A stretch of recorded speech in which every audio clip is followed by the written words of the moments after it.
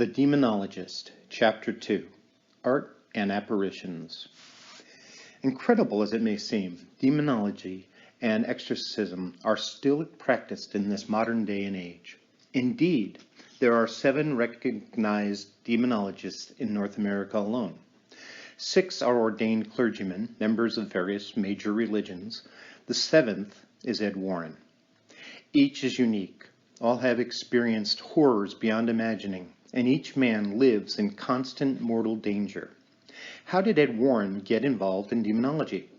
Was it a calling, he was asked? No, I think of a calling as being something lofty and majestic, Ed admits. But I firmly believe the work I do today is something that was definitely meant to be. I say this because a number of strong factors affected me even as a very young child. I was 5, he recalls, when I first realized that something unusual was going on in this world. Where we lived, we had an old spinster landlady who didn't like dogs or kids. She'd sit by the window and actually wait for you to do something wrong. When you did, she'd come flying out of the house, screaming like a mad woman. Well, about a year after she died, I was upstairs in the same house, taking off my play shoes. The sun was going down, and the room was getting dark. As I sat there on the floor, the closet door opened all by itself. Inside the dark closet, I saw a dot of light, about the size of a firefly. In a few seconds, the light grew to human length, and then, incredibly, the apparition of the landlady stood before me, semi-transparent, wearing what looked like some sort of shroud. She was frowning as usual, just like she looked in life. Then she vanished. Because I was only 5, I didn't know if this kind of thing was natural, but I sensed it wasn't because it scared me.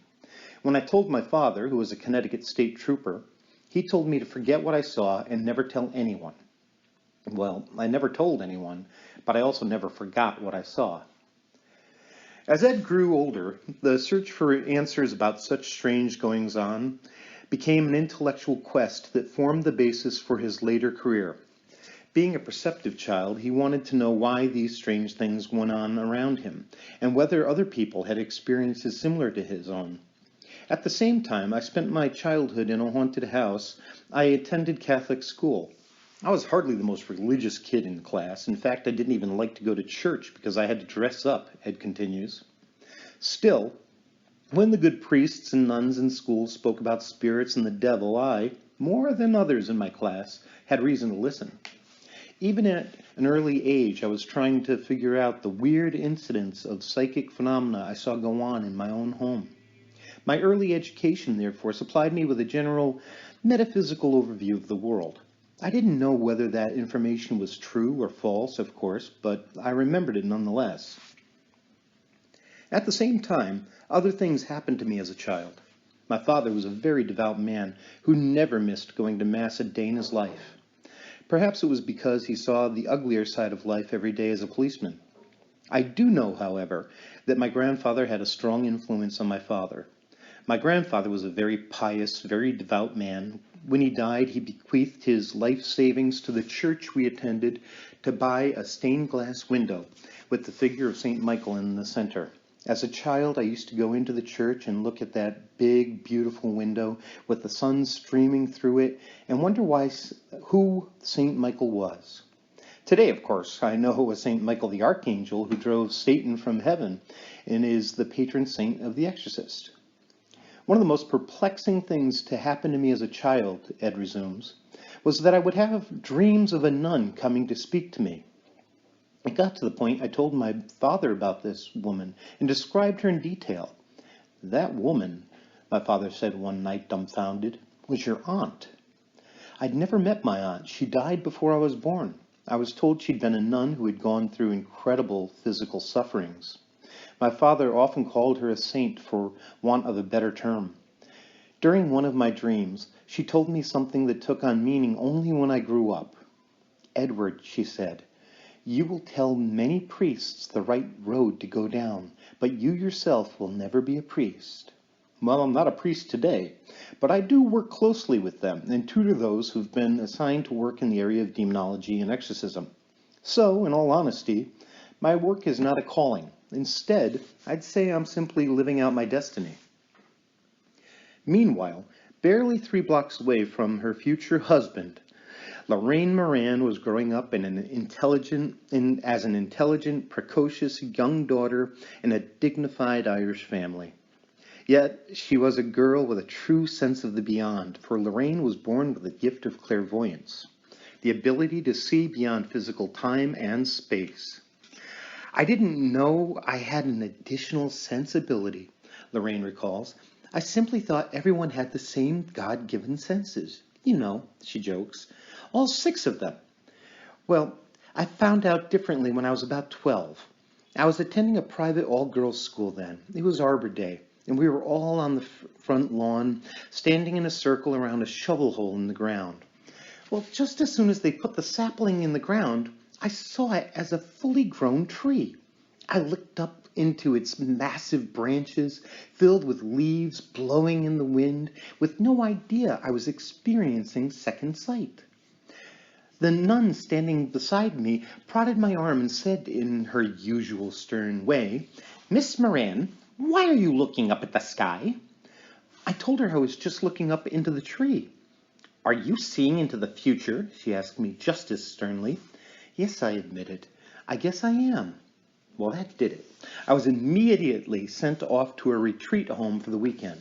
I couldn't talk or play or do anything, just sit there all day long in church and pray. That taught me. After that, when it came to things involving clairvoyance, I kept my mouth shut.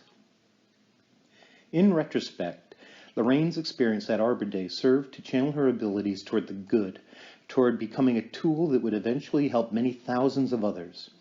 Although Ed, like most people, possessed no overt psychic abilities, the continuous input of psychic data during the 1940s and early 1950s, garnered during the Warrens' ghost hunting period, caused Lorraine's clairvoyance to develop significantly. Later, in the 1970s, Lorraine was tested at UCLA, where her clairvoyance was judged as being far above average. One might be inclined to call it fate, how the Warrens came together. Ed and Lorraine did not originally set out to make the supernatural the vocation. Instead, as Lorraine explains it, it was a vocation that found them. Ed and I got married, both at the age of 18, while he was in the Navy. In fact, our only child, Judy, was 6 months old before Ed came back from the Pacific Theater and saw her for the first time. Once World War II was over, we had to find a livelihood like everyone else. Each of us had skills as landscape artists, and we each harbored a desire to paint. Ed had already attended art school in New Haven before the war, so we began our marriage under the assumption we were going to be artists. The art, however, turned out to be a stepping stone to psychic research. You see, Lorraine continues, we needed a subject to paint, a good subject, something people could relate to. Well, haunted houses proved to be that subject. Ed would find a haunted house written up in the newspaper or get a lead on one from the locals in town. Then we'd drive to the site in our old Chevy. Ed would do up a complete sketch of the house and grounds. All the while, of course, the owner of the place would be peeking out the window wondering what the heck was going on. We were just kids then, so one of us would knock on the door, show them the sketch of the house, then offer it in exchange for information about the haunting. If the story was engrossing enough, we'd paint up the house for our collection and sell it later at an art show. All in all, we spent 5 years traveling around the country painting and investigating haunted houses, and not exactly by coincidence, I might add. Before we were married, Ed had already devoured all the available books on the supernatural, although I didn't know it at the time. So in addition to painting, he was fully engaged in field research, all the while making notes on where the books were wrong. In a very real way, the Warrens used the world for their university, acquiring a wealth of information in the process. Often they were the first and sometimes the only researchers to investigate the site of a haunting. Although as a child Ed had seen phenomena go on around him that would make other people's hair stand on end, Lorraine had no experience at all with ghosts and hauntings. As an adult, therefore, she remained naturally skeptical. In the beginning, Lorraine remembers, I was more than a bit wary of the people with whom we spoke. I thought they were kind of suffering from overactive imaginations or were just making things up to get attention. In fact, some of the things people told us sounded completely outlandish back then. Over the course of time, though, I began to become convinced we would be in vastly different places, one week in Iowa and the next in Texas, but there was often a similarity, sometimes even an exactness to the stories these people would tell. And there Ed and I would be, paint all over our hands and arms, offering consolation to folks who were often twice our age, telling them what we knew about the workings of the spirit realm. What did the Warrens learn about ghosts during that period? Is the phenomenon real? And if so, they were asked to answer, how does the spirit manifest? Most people seem to think ghosts lurk around in the upstairs of old homes in a misty, vaporous state, says Ed in reply. This is not so. In order to be seen with the physical eye, the ghost or apparition needs physical energy to manifest. We learned there are two basic processes a human spirit can go through to bring about its own materialization. One way requires a human presence, the other does not. When an earthbound spirit needs a human presence to manifest, then it engages in a complex process of energy transference to give itself substance, explains Ed. And the atom's rib of most ghostly manifestations is nothing other than the human aura. Surrounding the body of every living thing is a bioluminescent glow caused by a natural discharge of energy from the body. Clairvoyants like Lorraine can see and read the human aura, which appears in 3 layers, reflecting the physical, emotional, and spiritual status of the person. Spirits read auras too, he notes, and an individual's aura may either repel or attract a particular spirit presence. Nevertheless, from this bioluminescent glow or aura, the ghost draws small amounts of energy which collects as an orb, or else as small pinpoints of light. This light energy, combined with heat and electromagnetic energy in the room, is what the human spirit uses to manifest. Asked for a simpler explanation, Lorraine says, imagine you're staying overnight in your friend's home. The place is so nice and cheerful that the thought of a ghost would never enter your mind. That night, you're shown to the guest room, and in a little while, you're sound asleep. Sometime in the middle of the night, you wake up. Perhaps the spirit has physically projected the sound of breaking glass, or the slamming of a door to get your attention. Sitting up in bed, you have an eerie feeling. You know something's not right. Glancing around the dark room, you see 2 bluish orbs of light, roughly the size of golf balls, floating near each other about 5 feet off the floor. As you watch, you might also see streaks of light flash away from your body. This is electromagnetic energy being drawn from your aura. In no time at all, these 2 balls of light come together and merge into one larger ball, about the size of a grapefruit. The ball will then elongate into a tall cigar shape of human size. Inside of the orbs of light, other people report seeing hundreds of tiny pinpoints of light in a cluster that, like the orbs, blend into a large cylindrical glow. In either case, within this tall bioluminescent glow, the definable features of a person will begin to emerge until the spirit has manifested as much as it possibly can. To be accurate, by the way, it's called a ghost if the features are not recognizable to the viewer. If the features are recognizable to the viewer, it's an apparition. Either way, though, you've got a visitor. The other way a ghost will show up, Ed explains, is essentially different, a bit theatrical. On very humid days with a lot of rain or fog, or on a stormy night when there's electrical energy in the air from lightning discharges, a ghost is able to build itself from the energy in the atmosphere. When a ghost or apparition manifests in this way, there tends to be an intense smell of ozone in the room, and the resulting materialization comes across with a bluish glow. Quite a spectacle, I assure you. All in all, though, the spirit is liable to manifest before you are aware of its presence or as you watch.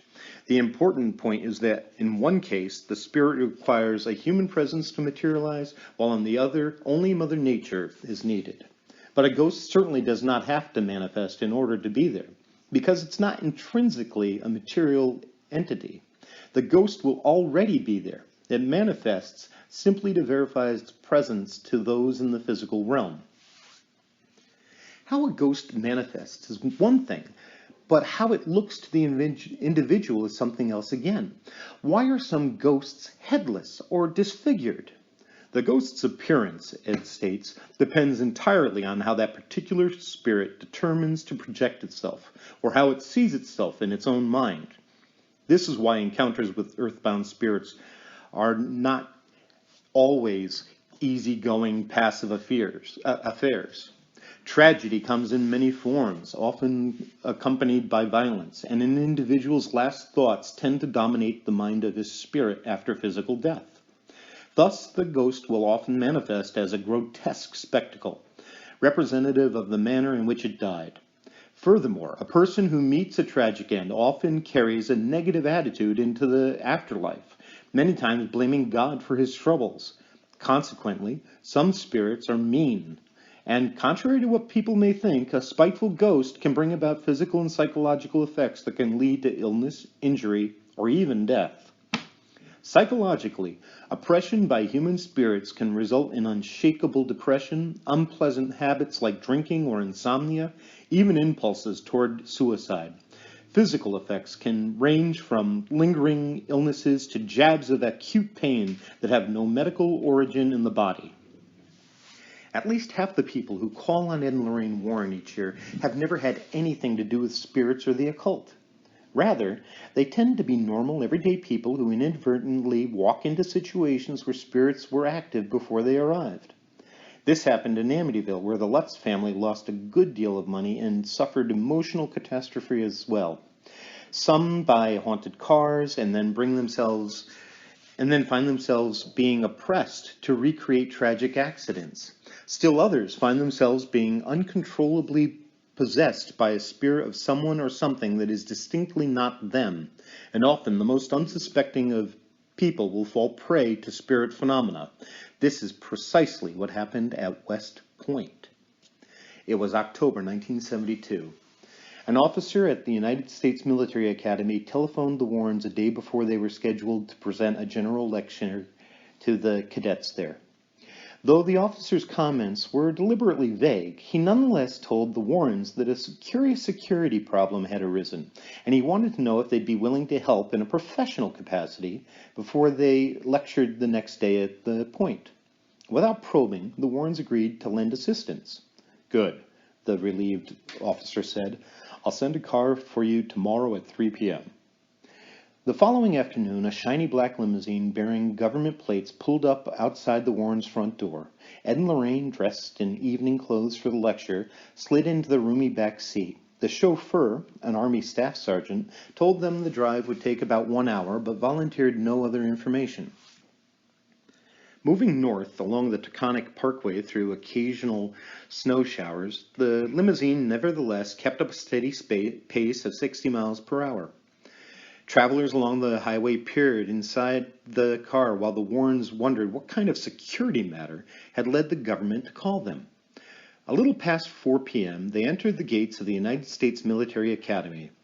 The sergeant pulled the car up to the entrance of the headquarters office, swung open the rear door, and escorted the Warrens to a head officer of West Point.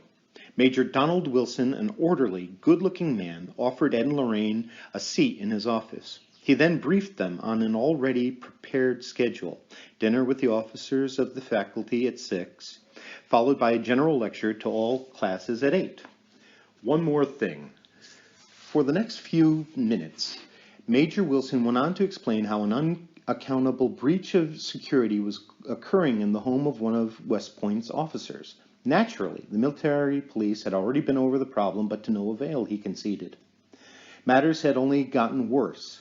Therefore, it had been decided to get an outside opinion on a problem that appeared to have no natural explanation. "So if there's no objection, the officer would like to speak with you both before dinner." "We'd be happy to help," Ed replied. "Do you know the nature of the problem?" "Between us," the major almost broke into a grin. There's a ghost in the officers' quarters. Switching off the lights, the officer took his cap, escorted the Warrens out the office door, and introduced them to an army photographer who sat waiting in the hallway. Strict limits had been placed on the collection of information that day. All documentary records would be the property of the U.S. government. Outside, the call of cadences broke the silence as cadets marched through the gray stillness of the afternoon. The group took a leisurely stroll to the officers' quarters, an impressive brick structure. An officer's staff aide answered the front door to the mansion and showed the group inside. Within moments, the commanding general and his wife entered the foyer, and the officer introduced them to the Warrens. The officer impressed Lorraine as being a kind, compassionate man of great wisdom and intelligence. The officer's wife directed everyone into a sitting room that was beautifully furnished with period antiques by previous generals over the course of 2 centuries. "Nothing macabre has happened here," the officer said, sitting in what appeared to be his favorite chair. "Nevertheless, a number of incidents have gone on in this house that, so far, no one's been able to explain to my satisfaction. Some background. In the basement, there's a private study. That room is kept locked and secure. But no matter how many times the bunk in there is made up, it's always found ripped apart later. Upstairs, ghosts have been seen flitting about the house.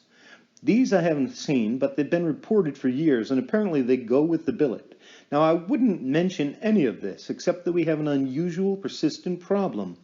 Personal belongings and other important articles are regularly found missing. Not stolen," he emphasized, "but missing temporarily." The officer stopped for a moment to put on his glasses. "I grant you none of this is terribly important unless put into perspective. One of the responsibilities of the commanding officer here is social protocol. In this house, we receive our fair share of government leaders and army brass. Recently, on special occasions, some potentially serious events have occurred. Wallets have been stolen, pockets have been picked, money and personal mementos have been taken from eminent dignitaries and their wives. Later, all of the stolen items are found upstairs, neatly laid out on the dresser in our master bedroom."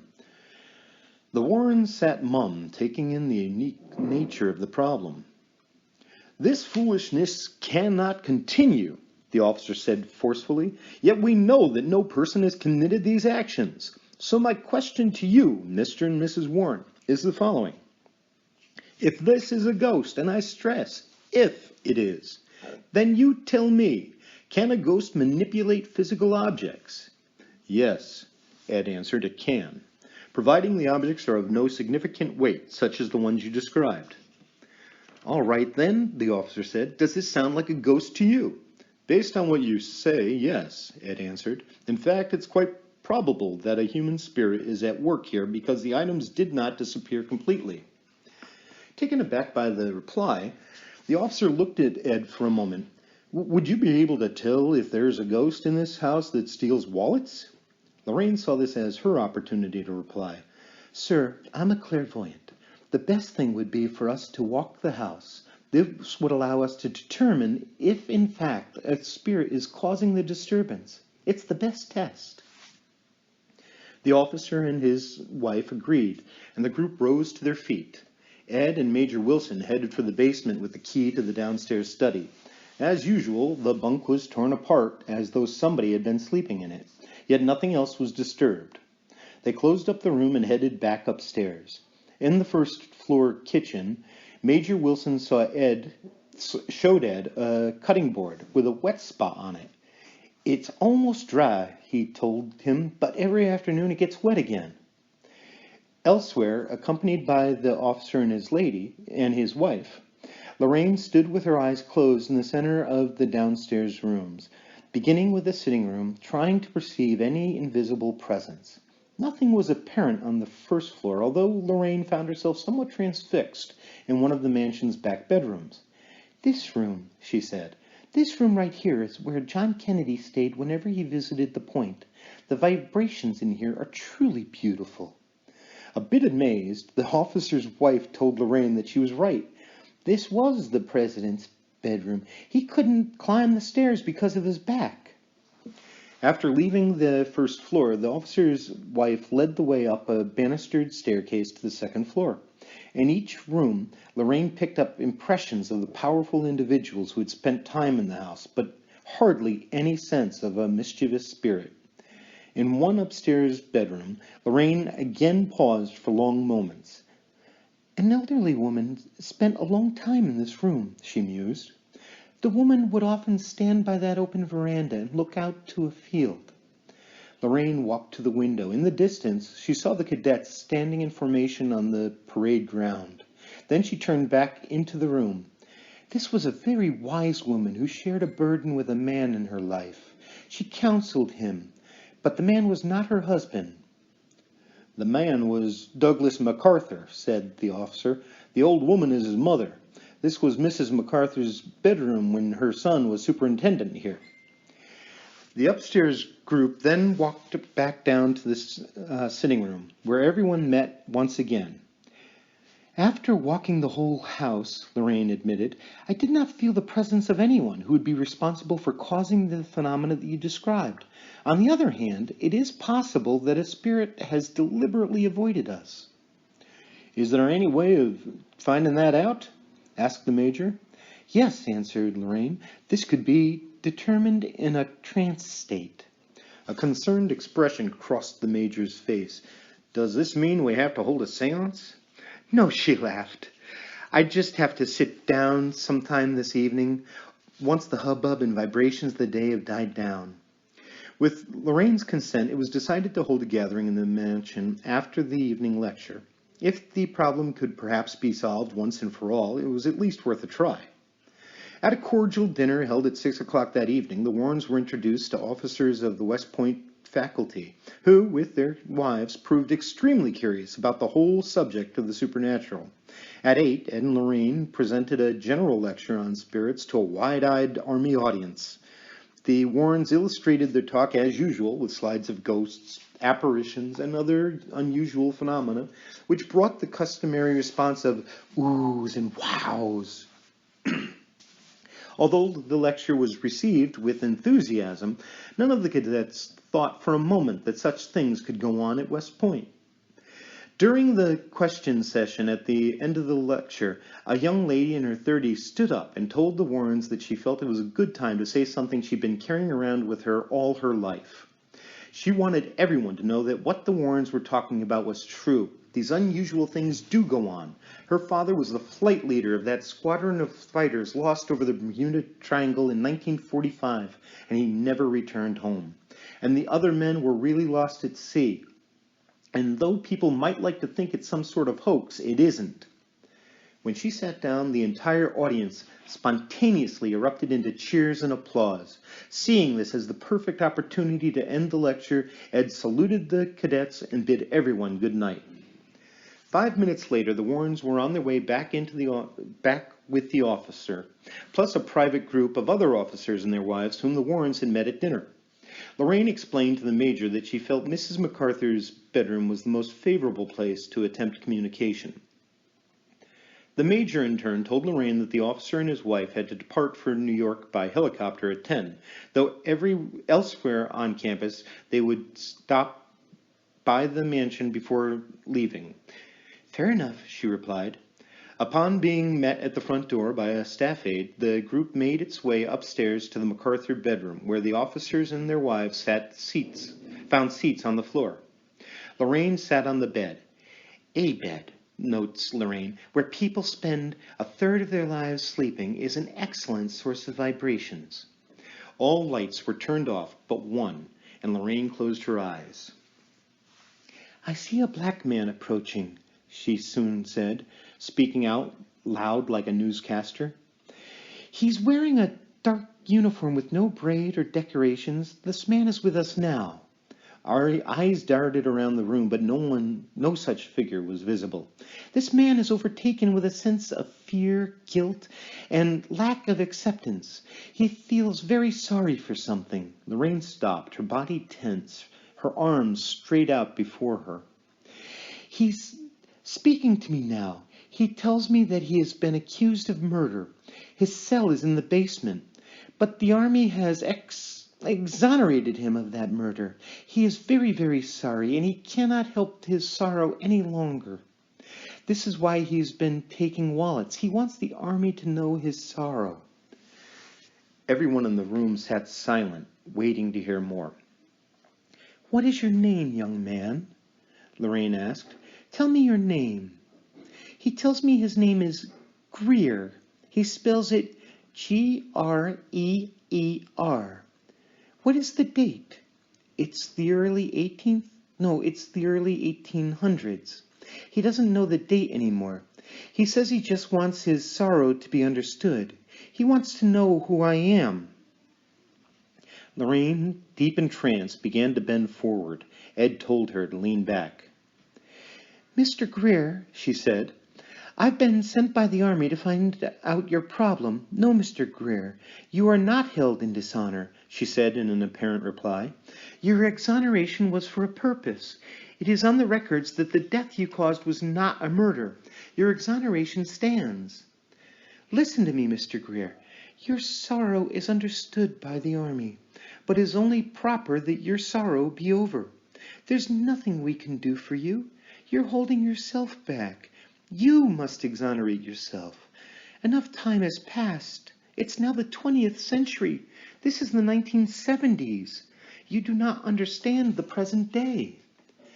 Each time you take belongings from an important person, you put the army in a very dangerous position."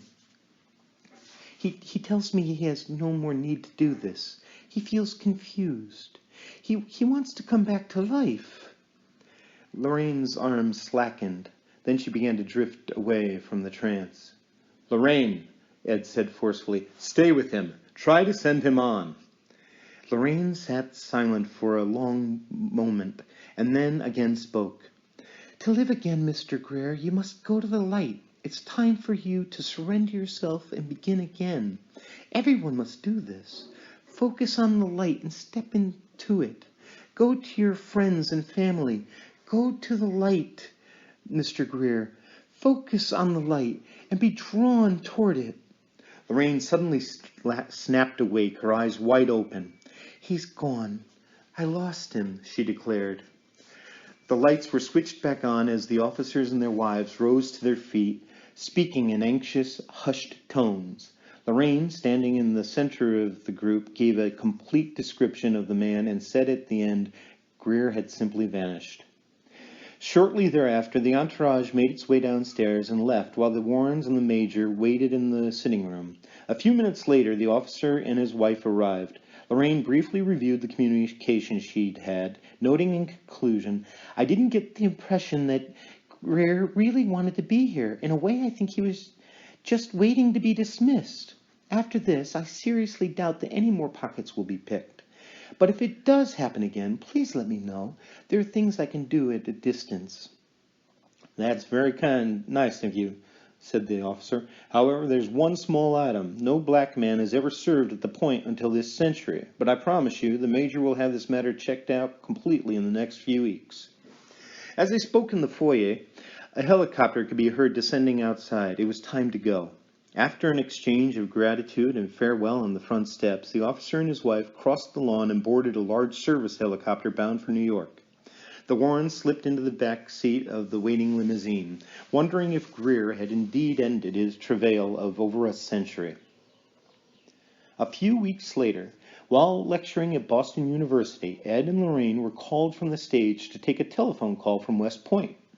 The Army wanted them to know that a complete and thorough search of the records had been made. It was discovered that a black man, a porter, by the name of Greer, had served at the point. Assigned to the Thayer Mansion in the early 19th century, he'd been accused of a murder, but the Army exonerated him of it. His records had been out of order, and he would now be filed as deceased. And by the way, the next time you lecture at the point, could you please do something about the ghost of a Civil War cavalryman who refuses to leave one of the dormitory rooms? We need the space. Of course, the Army is not the only large organization that has recently had to contend with the ghost. After the crash of one of its L-1011 jetliners in the Everglades, Eastern Airlines experienced recurring spirit phenomena on its planes, as was reported in The Ghost of Flight 401. In the year following the disaster, many hundreds of people reportedly witnessed the spirits of the deceased crew members in full physical form aboard other TriStar jets. On one occasion, the voice of the spirit of Don Repo, the flight engineer killed in the crash, was allegedly captured on the flight recorder when he materialized in the cockpit and spoke with crew members. Sometimes it's possible to deny or ignore such unusual events occur. However, on such occasions as at West Point, when phenomena simply will not go away, the most direct route is to acknowledge that something is there, if only to stop it from happening. Actually, as Ed points out, it's a credit to the Army that they considered the supernatural as a valid option. In my travels, I've often found that people who don't believe in ghosts many times won't believe in them. They see the supernatural as something threatening, so they blot out the information. Fortunately, these Army officers didn't adjust an unpleasant reality to suit their purposes. Instead, they analyzed the data, logically weighed the evidence, and came to a rational conclusion that led to the solution of the problem. When one brings up the subject of ghosts, the mind almost automatically conjures up images of haunted castles and manor houses in England. In the Warrens' experience, are there more ghosts in England or in America? I was asked the same question in London by the BBC not long ago. Ed responds, there are places in the world that are really haunted, and many of these places are in England. Borley Rectory, for example, is a virtual doorway to the supernatural, as it has been for hundreds of years. One need only read the late Harry Price's books, such as Poltergeist over England, to find that out. But by far, there are more ghosts in America than in England. The reason is a matter of numbers.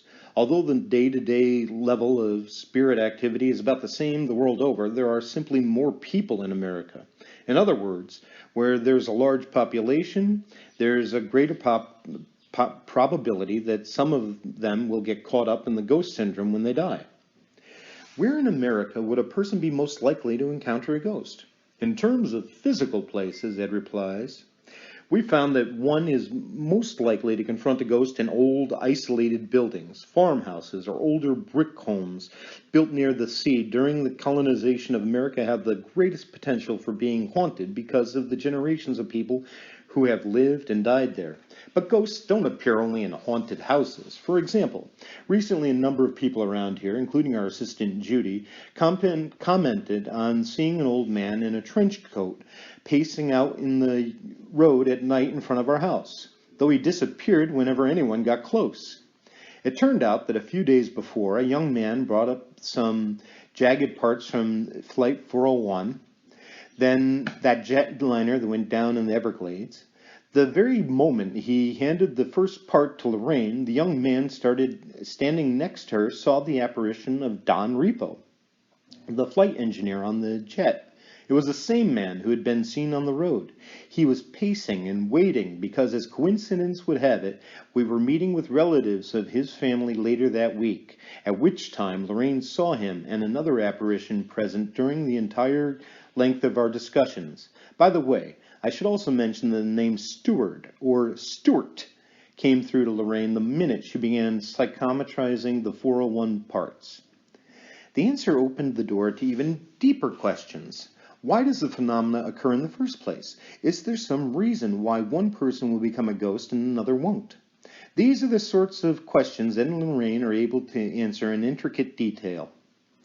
As young artists, they came to learn that earthbound human spirits are no more than individuals whose bodies have been deducted from the total entity.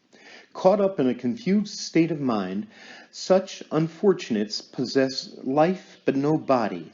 Yet, body or no, these human spirits are stuck in a temporary limbo between this realm and the next.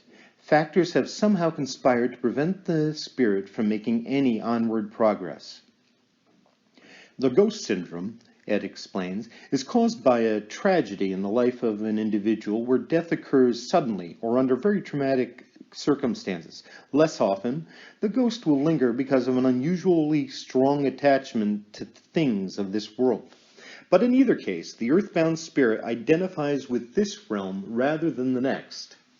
Now, it's a general rule that people who can contemplate an afterlife will pass over correctly.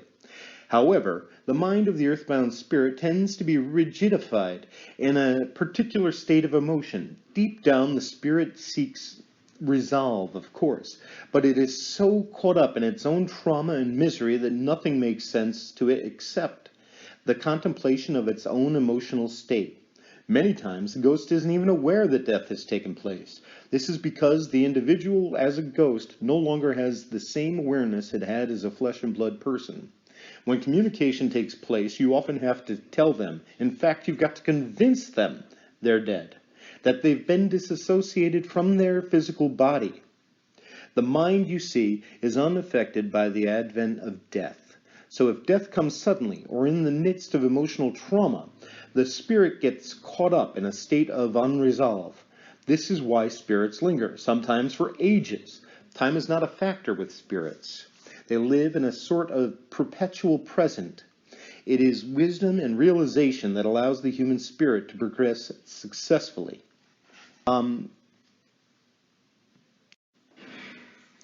Essentially, when a ghost is responsible for a haunting phenomena, continues Ed, there has either been an emotional situation in the home that triggers the disturbance, or a spirit present is trying to communicate its problem to the physical realm. Take emotional situations first.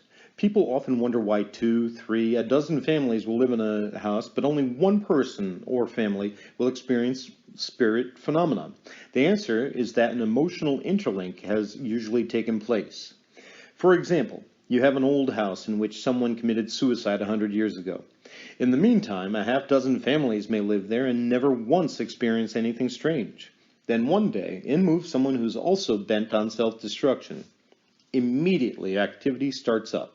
An emotional interaction has occurred. It's like putting batteries in a flashlight. A connection is made between compatible emotions. Take another example. Up until maybe 50 years ago, women gave birth at home, and sometimes these women would die in childbirth. Now, a woman who very much wanted to bear a child and be a good mother would hardly want to die at the point of delivery. So she might remain earthbound in the home, emotionally fixated to the place. 100 years later, a family with a newborn baby moves in. All of a sudden, the ghost of a Victorian woman is seen in the nursery. The presence of the child has triggered an emotional response. This kind of haunting phenomenon is very common and has happened more times than I can count. Another reason a ghost will manifest is based on a need to communicate. In these cases, the earthbound spirit is so caught up in its own tragedy or unresolved state that it will manifest to anyone in order to try and communicate its plight. That's why lights will be switched on and off, or you'll hear knockings, or small objects will move in your presence. The spirit is trying to gain attention. This happened at West Point. Sometimes, though, the ghost doesn't know he's there. I've got a picture of one of them. He's a monk in England, and I inadvertently photographed him in Borley Church while he was leafing through a great big book. A better example of this, Ed goes on, is a case that happened a few years ago here in America. A family of 7 grown children and their recently widowed father had a ghost in their home, all right, but it was a little more than that. The spirit was the apparition of the mother. About 2 months before the family called on us, the woman had been driving her own 65-year-old mother back from Christmas shopping when it began to snow quite heavily. Anxious to get home before the storm took hold, this lady hit a bad spot on the road. The car slammed into a tree, killing both women instantly. Though the grandmother passed on immediately, the mother did not. Why did she stay behind in spirit form? Because the final thing on her mind was to get home, and that's where she went. But as a spirit, soon after the accident, unusual movements began to occur in the house.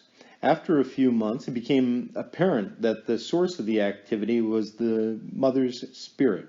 I say apparent because the more sensitive of the children saw her in a semi-materialized state, watering plants, straightening the beds, closing cupboard boards. In the middle of the night when it was cold, she'd shut the windows, things like that.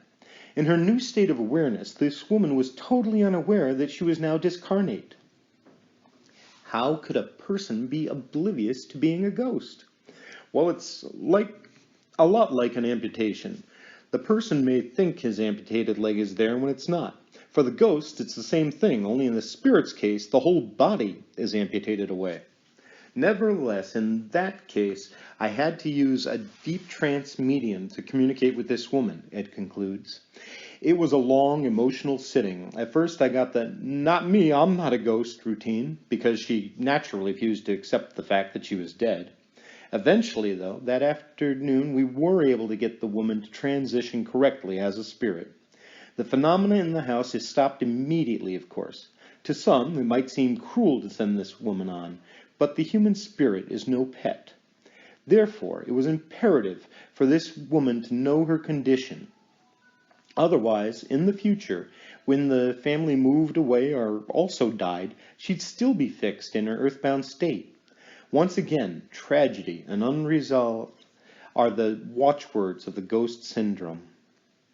Communication with a ghostly entity ordinarily takes place by means of mental telepathy. This is the process that Lorraine used at West Point. It was not necessarily for Greer to display himself in order to communicate. Telepathy was perfectly sufficient to get the job done. Telepathy, a latent ability in everyone, is a form of thought transference. Instead of an idea being projected vocally, it is projected directly by the brain. Just like the eyes and ears, the brain, the most complex organ of the body, is also an organ of perception. Put another way, the brain can handle sense data the other 5 senses can't. Spirits find this 6th sense the easiest to use as a channel for communication. However, what is not commonly understood is that thought transference is a physical phenomenon. Thought has substance, Ed explains, and the substance of thought is vibrations. All sense data, regardless of type, comes to us by means of vibrations. Our body's like one great big antenna with specialized receivers to collect these specialized vibrations. Like radio waves, these vibrations can't be seen, although they are all around us. Not only thoughts, but everything in the world has its own unique vibration, its own special frequency. Because each frequency is different, the brain is able to physically sort one thing out from another. The one hitch is that it's impossible for the human brain to distinguish between a real physical sound and the psychically created impression of that sound. The frequency is identical.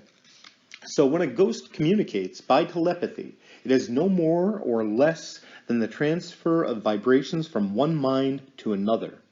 The result is communication. Of course, it follows that there would be no communication from the other side unless there was an intelligence, a mind generating telepathic vibrations to the physical world.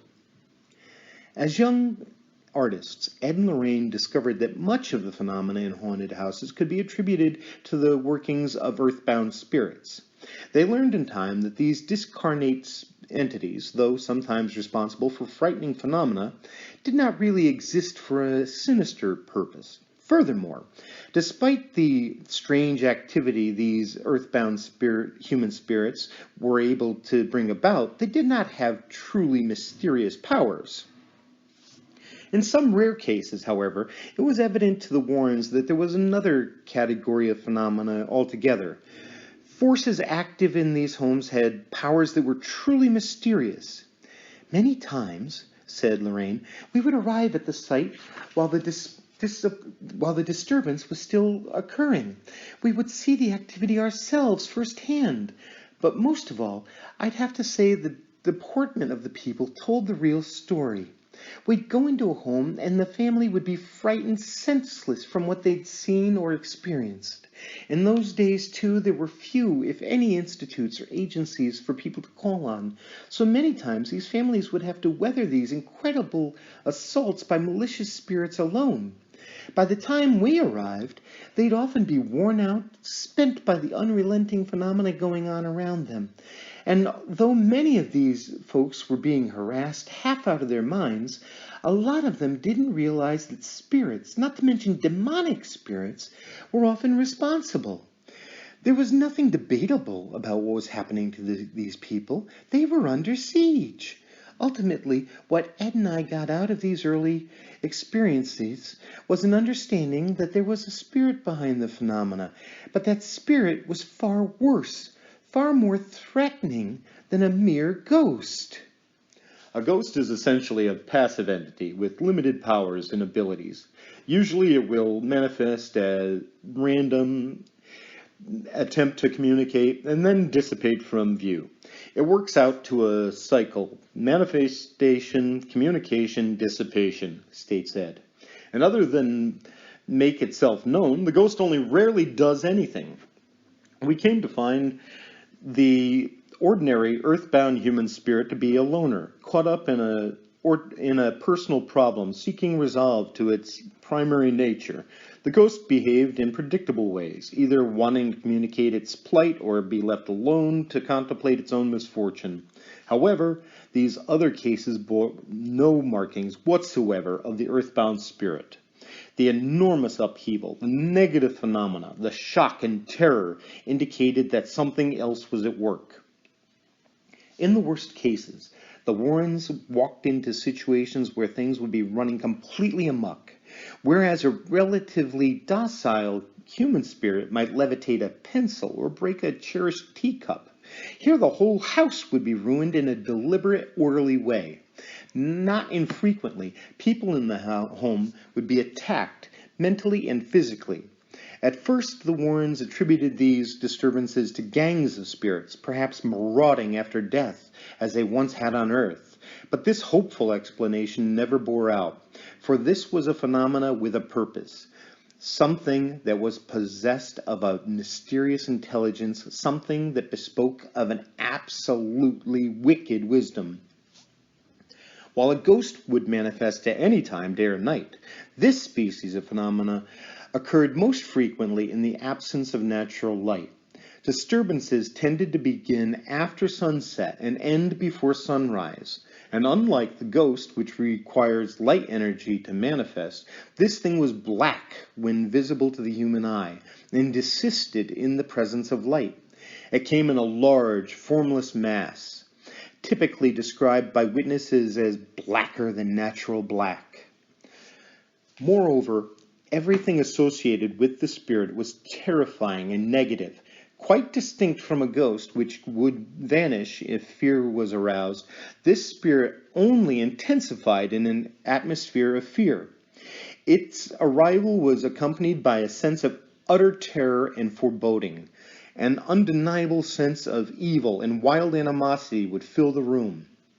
Often a foul, revolting stench of sulfur, excrement, or rotting flesh would fill the area where it materialized. Many times it would leave behind a residue of blood and other bodily fluids. And like a beacon, it projected an unmitigating sense of hate and destructive jealousy. Its every action was cruel, violent, and wrong.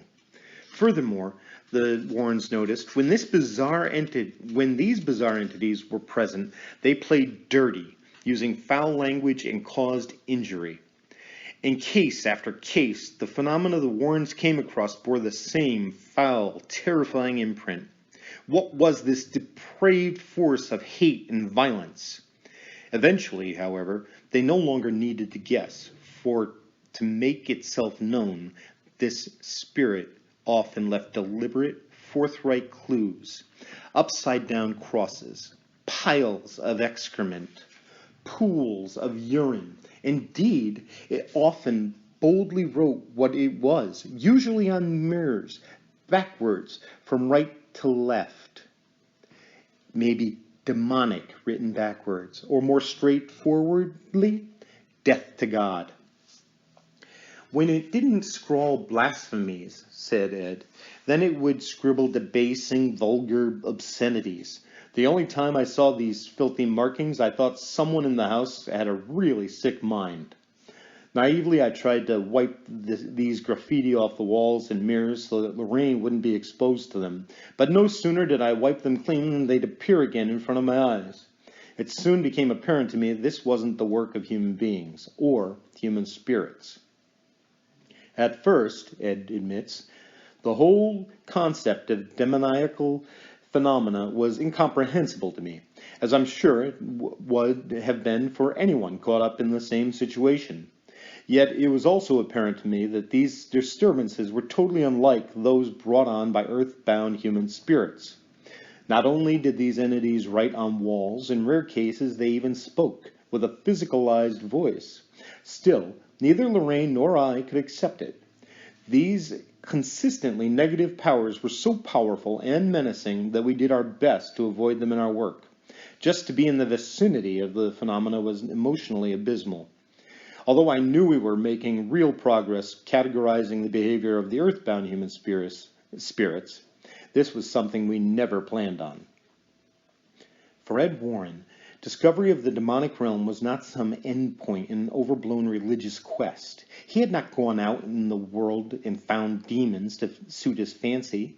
We came across this activity inadvertently in the process of our investigations. It was there when we walked in. But unlike human spirits, these things were nothing to mess with. We kept our distance and studied their workings as much as we could, while helping the person or family involved.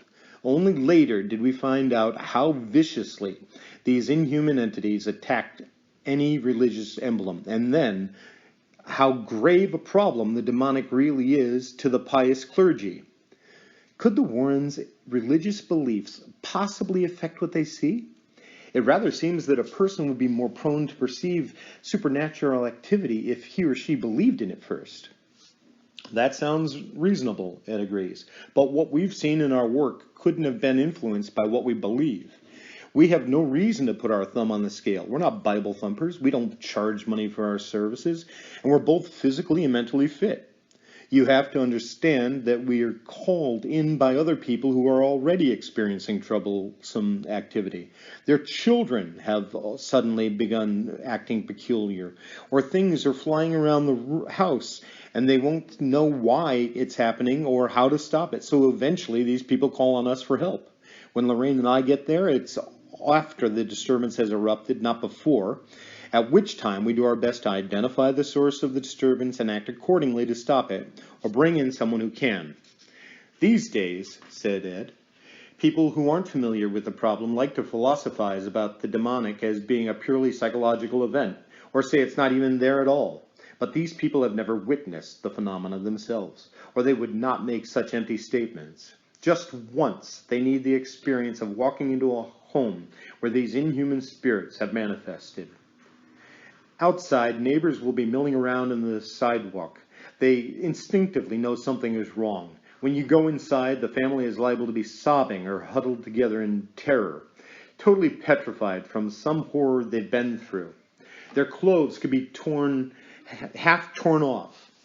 In the air, there may be a powerful stench of sulfur, ozone, or excrement. If there is possession, that individual is liable to come at you like a hulking monster. Objects will be levitating. The inside of the house may be completely vandalized by unseen forces. Everything, big and small, turned over and broken. Very often there will be incredible poundings coming from the walls. And on the walls themselves there are liable to be obscene or anti-religious statements written by unseen hands in any of a dozen languages. Things will materialize and dematerialize right in front of your eyes. Religious objects will be desecrated or hung conspicuously upside down. Little fires may be flickering on the corners of chairs. The curtains may already have gone up in flames, sheer havoc. And over it all, there'll be an atmosphere of evil so thick you could cut it with a knife. Ungodly screams, deep, baleful moaning, or maniacal laughter will rise up, enough to make your blood run cold. Then somewhere along the line, if you're unlucky, the spirit itself may come through the doorway, or the wall, or manifest behind you, and suddenly it all becomes quite clear this is not some explainable twist of fantasy. This is a real physical attack on humankind that occurs in a purposeful, directed way. Curiously, the Warrens came to find that the phenomena brought about by inhuman spirits occurred in stages. In the beginning, The activity was relatively mild as the spirit took hold, cautious not to cause alarm. However, not everyone was subject to the phenomena. Often, specific individuals were singled out for encroachment or attack, and there was a reason why they would be a target, as two young nurses recently found out. And we'll continue that in Chapter 3, Annabelle.